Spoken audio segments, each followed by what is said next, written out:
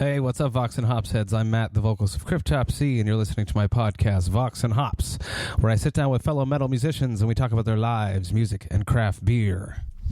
This past week, I announced that Vox and Hops is one of the official sponsors of this year's Devastation on the Nation, featuring Rotting Christ, Borknagar, Wolfheart, Abigail Williams, and Imperial Triumphant. This is a tour that you do not want to miss. It is an incredible lineup, and I'm so proud to be one of the official sponsors of it. Full tour dates will be announced this coming Tuesday on December 3rd. You got to keep your eyes open for that. Check out the social media pages of Devastation on the Nation and on the Vox and Hops podcast, and you will see if Devastation on the Nation is making it to your town this year, which I hope it will. I hope it's going everywhere. It's an awesome lineup, and everybody deserves to see it. Up until December 4th, I have a Black Friday sale going on the Vox and Hops Big Cartel page. I have dropped the prices of the 9-ounce Vox and Hops branded glassware and the cuff knit Vox and Hops beanie. These reduced priced items will be available up until December 4th, and then they're going back to where they were before. These are excellent options for your craft beer loving metalhead friends. For the holidays, grab yours today at the Vox and Hops Big Cartel page. The link is available in the description of this podcast. Today on the podcast, I'm with Ben Duerr, the vocalist of Shadow of Intent. Here it is, Vox and Hops, episode number 89. I warn you, what you are about to hear is very disturbing indeed. Hey, what's up, everybody? Today I'm with Ben Duerr. Hey, what's up? And we are at Le Saint-Bock Brasserie Artisanale on Saint-Denis Street in Montreal. I'm so excited you're here. You're here with Despised Daikon, at Club Soda, with Suffocation, Ingested, and... Yep, Kublai Khan. That's right. How has this tour been? How are you feeling? The tour's been great. This is my third tour ever, so I'm pretty stoked on it. I grew up listening to Despised and Suffocation, so I'm stoked to be on a bill with them. The shows for us have been great. People are digging the new songs. It's been fun. I have to say, your new album is probably going to be in a lot of Album of the Year lists. How does that feel? Weird. Honestly. I mean, I'm glad that people enjoy it, but it's weird considering this band started as a non-serious thing. It was just for fun. Let's go with that story. How did the whole band come together? You mentioned that you're on no label. Let's go through the whole story of Shadow of Intent, please. Okay, so in 2012, I believe, Chris and I played a local show together in two different bands, and we decided to meet up and make some death metal together. And about a year later, he had these 5 songs, and we met up to record them, and they were about the Halo video game series, because they sounded like Halo songs almost, so we were like, screw it, it's just for fun, why not? We can make something weird out of it, something new. Kids ended up liking it, so we made another album, and so on, and eventually got to the point where we were like, maybe we should play live shows because people really want to hear this stuff, and we changed up our lyrical theme to get a little more serious, and now we're where we are. I just think it's so interesting having listened to the album. I really like it. You have so many vocal styles, vocal layers. I love the clean vocals. When I listened to the album for the first time, and I was like, oh shit, there's clean vocals on this too? Yep, that would be Chris, the guitar player. Okay, so how did that come about, and you guys decide to incorporate those? On our first album, we had this one song called The Twin Revelation, and it was almost written as like a homage track to Septic Flesh, and awesome. he tried doing the singing for that song, and he just kind of felt like we can kind of expand on that and make it kind of our own thing instead of like a homage track. It's catchy. It's like really, really interesting. It's there's like a lot of different vibes going on in each song and from song to song. I think it's very interesting. What would be like the overall influences that led to this album? Oh, there's so many, honestly. One of the reasons that the songs may feel like that is that Chris didn't want to write all the songs in the same key for this album. There's cool. different key changes, and I mean, I guess you could call our band deathcore, but all of my influences come from outside of deathcore. I'm much more like a death metal, black metal kind of guy myself, so it's just kind of where I am, and I think that our styles all mixed together just make like a weird concoction of metal that, I don't know. that everyone's just lapping up. Yeah. Let's go to your youth, your growing up. What would have been the soundtrack to your youth? What was playing in your house growing up? What music was like? Definitely lots of Cannibal Corpse, lots of Bloodbath, lots of Cattle Decapitation, Lots of Cryptopsy. That's awesome. Really just death metal, man. Lots of death metal. How about before that, though, when with your parents? Before that, I was always raised with metal, not death metal, but Really? yeah, my parents were very into like Iron Maiden, Pantera, Megadeth, Metallica, Slipknot, and Korn even. I think I've been hearing Korn since the first day I was alive. That's my mom's favorite band. That's fucking awesome. You are the first person on Vox and Hops to come from that generation where their parents were metalheads too. It's sick. Yeah. Honored. Yeah, they raised me with it, and around like 3rd grade, I think I found Meshuggah and Lamb of God, and from there on I just kind of expanded into metal. When did you discover that you could scream? When did the voice come When about? I was 14, I tried for the first time to Slipknot. Yep. Do you remember the song? Disaster Piece. Yes. Yep. And how did that go? I honestly don't remember. My friends told me I wasn't very good. And so I took like 2 months of isolating myself, and I learned a whole bunch of songs, and they were like, oh, you're not doing too bad now. So I just kind of stuck with it from there on. I guess you can join our band. Vox and Hops is all about hanging out with fellow metal musicians and drinking craft beers.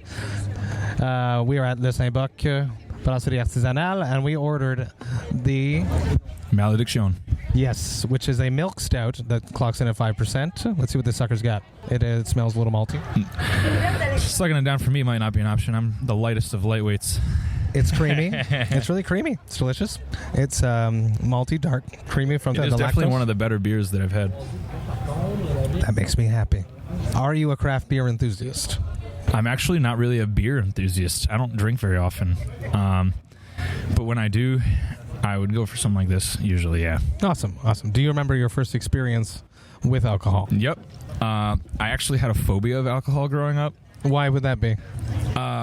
Parental reasons. Okay, got it. Yeah, it was weird for me. I didn't really get around to it. I would stay away from it, but my girlfriend, a few years ago back, she was like, you should just like let loose, like have a couple of Mike's Hard Lemonades. So Yes. Had some Mike's Hard Lemonades, got wasted, jammed some fucking death metal, and we ended up getting free tickets to Slipknot that day. We were like, why not? Let's go. It's like a movie. So, yeah. That could be like a new Detroit Rock City. Yep. How do you approach developing your vocal styles? You went from doing covers, learning a bunch of songs, impressing your friends, to joining a band and screaming. How did you expand your vocal range? I feel like you have so many voices. So basically when I'm tracking, I just hear, like, it might be this voice, like in my head. You know it already. Yeah. And I just like have a feeling, even if I don't have lyrics yet, like I know what kind of vocal I want to put there.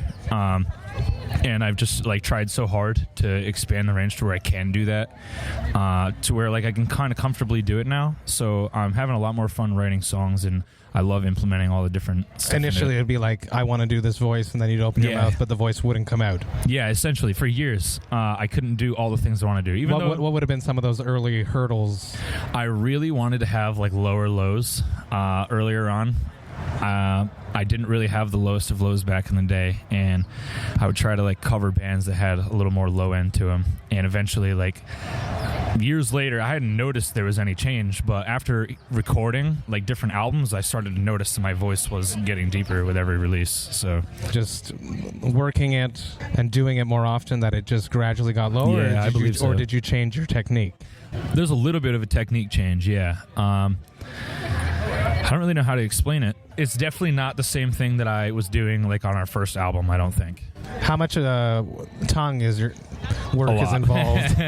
I don't think a lot of people don't know that. They think that we just open our mouth and just scream. Nah, man. But there's a lot of work that goes into it. Yeah, I would say like there's almost a different tongue placement for literally everything that I do. For every scream, yeah. Yeah, pretty much. How many? Let's take everyone through.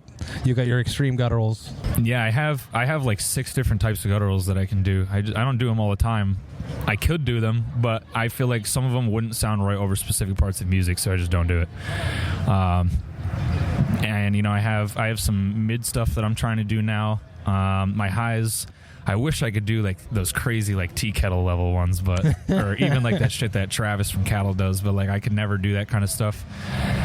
So yeah. Who would be some of your scream influencers? George Corpskeiner, Mikhail Akerfeld, Opeth, Bloodbath. He was so good in that. Yeah, he really is. Travis is another one. I grew up listening was pretty heavily inspired by them. Nurgle from Behemoth and Randy Blythe, I would say. It's a nice medley of voices, that. Yeah. Very interesting, yeah. Who do you think is the best extreme vocalist active right now? The best? I'm going to have to go with Travis, probably. Yeah, he's just, I don't know, man. Something about that guy's deliveries, just like very, very evil. I like how he rolls his R's and stuff. Yeah, it's sick. I think it's very, We love you, Travis. Vox&Hops alumni. Love him dearly. Yeah. You're definitely not the first person to say that on the podcast. Yeah, man, I'm really into his vocals, and that dude from Surreption's fucking crazy, too. Frederick. I love you, Frederick. It's been a long time I haven't seen you. Big fan of his voice. Yeah. Absolutely. At what point do you think bands are going to start hitting you up to do guest vocal spots? Is that something you've done?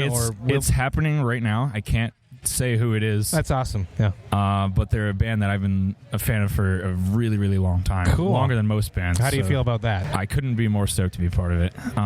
The track that I'm on is super brutal. I've never done anything like it before, so it's just, I'm super honored to be on it. What do you enjoy better? Do you rather the stage or the studio?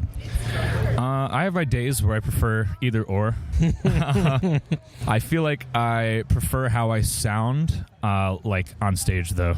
I have a little bit more like not versatility, but it's like easier to just go through everything when I'm in that zone, you know. How do you go about when you're in studio? Do you do all your similar voices at the same time, or do you just go one takes and just get it done? Depends what kind of day I'm having. There's been some days where I've done like 3 songs in one day. But on this album, I took like 8 hours a song, I would say, in the studio. I took a long time. Not just because I couldn't get good takes, but I was like, no, it's not good enough. Like, I can do better. And it came out exactly the way I wanted it to. So it's fucking awesome. So I'm stoked. If you could do any, aside from this tour, because this tour is pretty fucking awesome, what would be a dream tour for Shadow of Intent? Oh, touring with Behemoth, for sure. Yeah, I'm super about Behemoth. I saw them live back in November, and it's just like, I don't understand how a band could be this theatrical yet tight and heavy all at the same time. What I think is very interesting about Behemoth is that they're an extreme band that has risen up to a huge level while still being extreme. Yeah, I really can't think off the top of my head any death metal or black metal bands from Europe that are doing arena tours in the United States. So Nurgle's doing something right. Yeah. Kudos to him, man. How do you stay healthy on the road? How do you keep your pipes ready for the shows? Probably the least healthy person in the band. Really? I eat Chipotle like any chance I can get. Gas station food. Yeah, I'm pretty irresponsible when it comes to that. I told myself I was only going to eat salads this whole tour. I haven't had a single salad since I left. Well, you know, beer is almost a salad. There's some grains in there. There's some hops in it. Yeah. There's some water in it. There's water and lettuce. There's some nutrients. Talk me through your 10 minutes before stepping onto stage. What are you doing? It's pretty gross, but like I clear a lot of mucus from my sinuses. I have a neti pot that I use with saline solution. And I'm just hacking it all up because like I don't really know how to explain it, but right here above my Adam's apple, sometimes when I do the higher stuff, I tend to like choke on spit sometimes. It's gross, but if I just get it all out of there before I go up, which is like my only focus, then I do that. And then, you know, I just do a quick meditation, just calm down, get the heart rate under control, and then I hop up and do my thing. There's nothing better than that nervous little feeling right as the intro's starting. Yeah, man, I'm like, oh shit, here, I'm either going to screw everything up or it's going to be fun.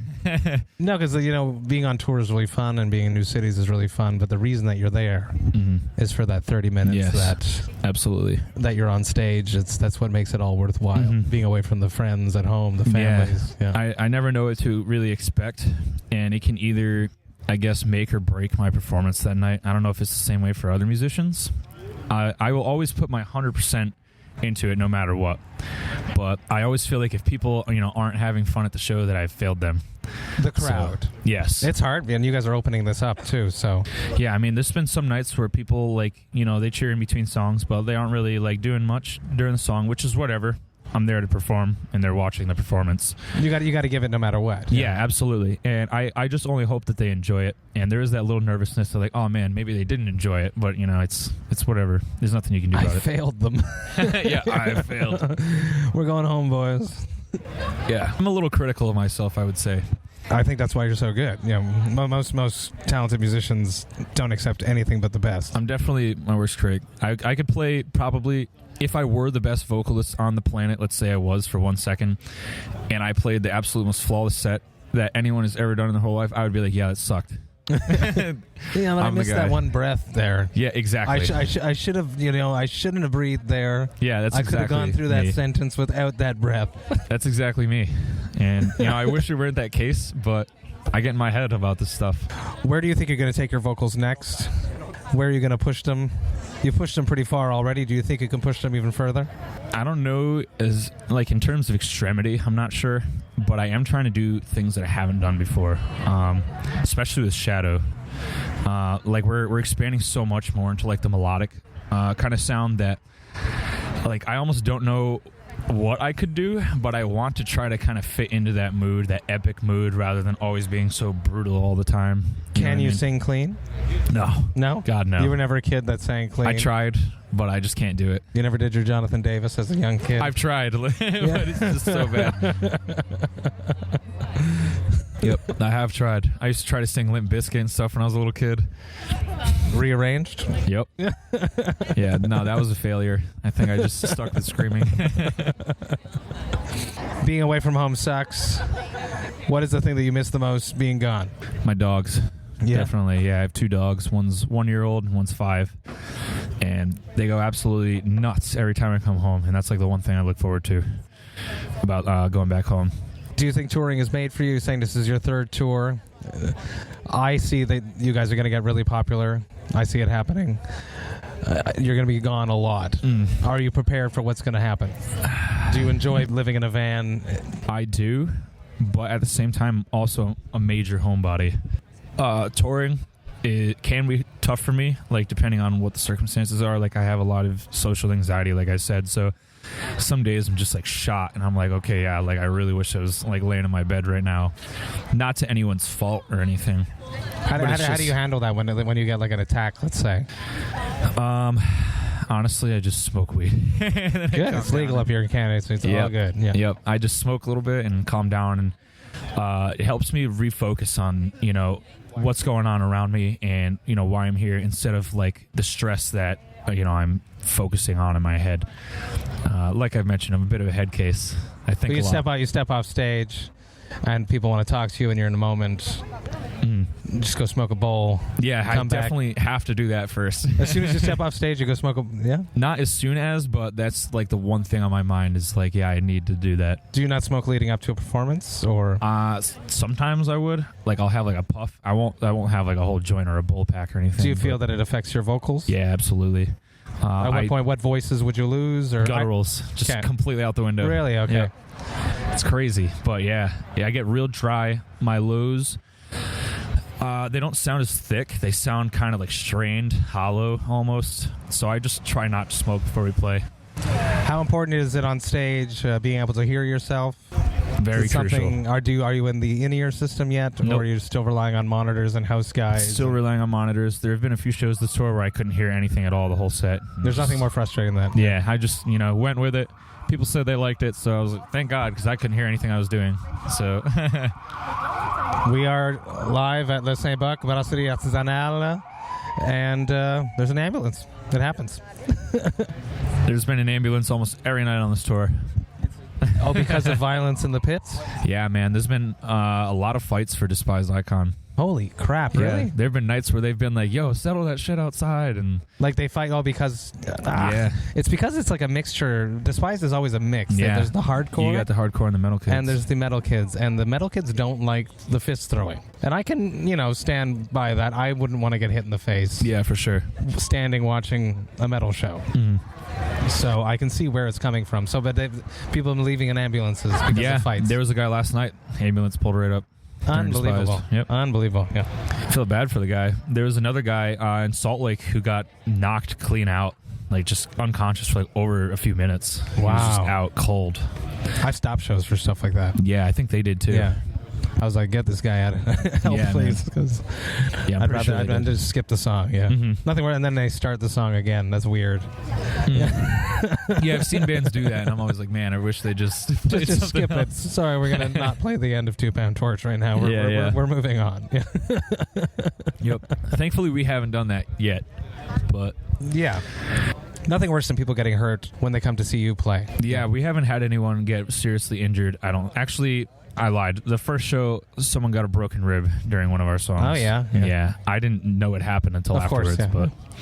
but yeah, I felt pretty bad about that. There was 400 kids in a 300 cap room, so yeah. The promoter's begging for some sewage. Yep. Who do you think is a band that people are sleeping on now? A band that people should be listening to? Surreption. Yeah? And you know that band Cytotoxin? Of course. Yes, my Yep, boys. that band too deserves a lot more credit. Yeah, I feel shout like. out to Jason. Yep. Jason's sick. Grimo, the vegan machine. Yep. I had just talked to Jason for the first time pretty recently. Pretty nice dude. Absolutely. He's a Vox&Hops alumni. Yeah? He's sick, and he likes my band, so that's cool. That's awesome. It'd be great. A Cytotoxin Shadow of Intent tour would be really sick. That would be actually. very Yeah, sick. Yeah, Yeah, I love that band. I really wish that more people would jam them. I'm sure in Europe they probably get the credit they deserve, maybe. They haven't been over But- here. Yeah, no, I'm waiting for it. It's very complicated for European bands to come over Yeah, because yeah. of the visas and all the Mhm. garbage. Yeah. As you mentioned, Surreption, they had a few tours that they had to just not even be a part Yeah. of because of visa issues. Brutal, yeah. They're definitely one band that I listen to a lot that I know are pretty underappreciated. Surreption? So, yeah, I would put Yeah. them at the number one for that. They're great. I think that missing those tours didn't help Yeah, for sure. on that last album because that last album was really good. Yeah, I played it for like a month straight. Something crazy. Like every time I listen to there was metal. a good guest vocal track. Oh yeah, on the last song there. Huh? Yep, I couldn't turn that one off for a little bit. What would be like a tour horror story? You've only done 3 tours, but what is the worst day of one of those tours? I mean, it might be inappropriate. but No, I'm it's not perfect. Sure. Yeah, a little. All right, so screw it. Let's do it. My worst day of tour ever was on our tour with the Black Dahlia Murder in Whitechapel, and I had Moe's for the first time, the burrito place. Moe's. Yep, it's kind of like Chipotle, but yep. Yes. So we went to Moe's, and we had parked our van like next to the Tennessee Titans stadium, and around it there's like nothing. And I started having like some pretty serious bathroom emergencies, and there was no game on, and there was nowhere else to go, and I just was running around the Titans property like just. You know, It's gonna happen. Using the earth as the bathroom. But it was a little weird, and it was our day off. And yeah, just massive panic. Really awkward for everyone involved. And At least it wasn't on a stage day. yeah, no. Almost had that happen once. Not fun.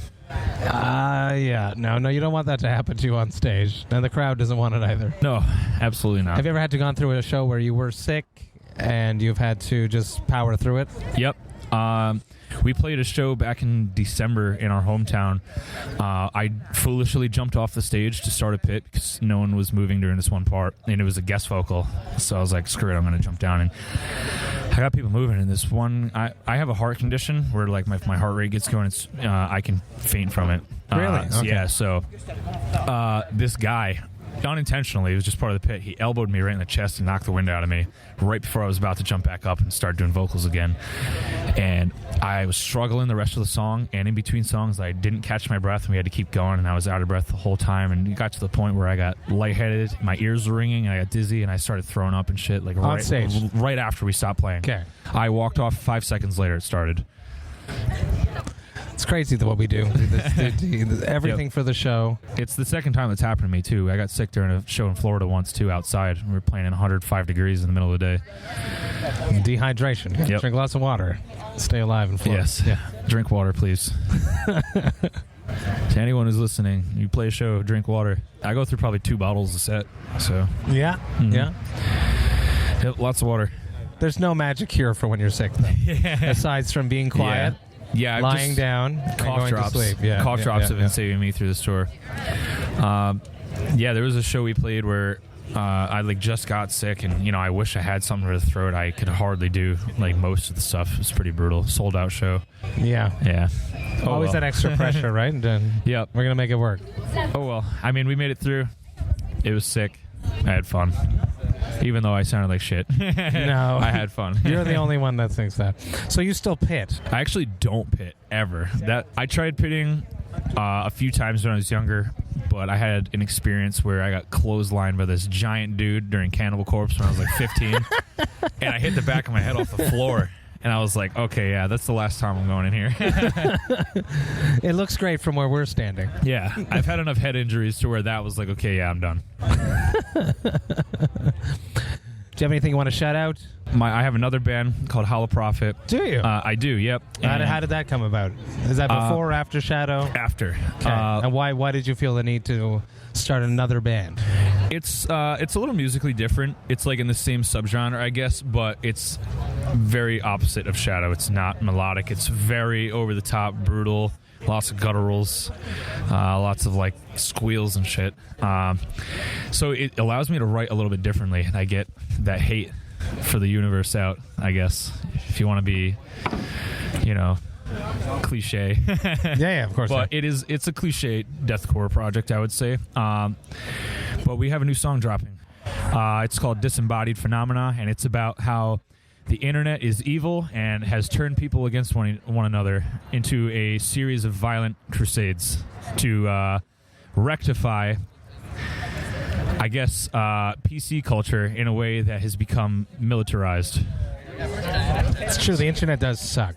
Yes. As much as I love the internet, there's a lot about the simplicity of life before it. Yeah, for that sure. I miss. I barely remember it. That's what I was going to say. I was 13, I think, when Facebook came about. But I do remember it. And I do remember how people were much more about minding their own business back then than they are now. I'm very happy that I didn't go through high school with Facebook. Yeah. Very, very happy. Facebook high school was a little annoying. Makes bullies just so much more power. Yep. I used to get wall posts like, hey, kill yourself, metal kid, and stuff like that. Jeez, were you like the only metal kid? I was one of the only metal kids, yeah. I was like one of 4. So, in like a class of, or not a class, but I think the whole school had probably 1,200 kids in it. So. Holy shit. Okay. You mentioned that you're from outside Hartford. I live there now, yeah. I grew up in Rhode Island. Okay. You know where that is? Yeah, of course. Yep, Yeah. I grew up in Westerly, Rhode Island. Awesome. Yeah. Mm-hmm. Ben, thank you so much for coming, drinking some beer with me. Yeah, talking about vocals in your life. I really appreciate it. Cheers, man. Ben. My honor. Cheers.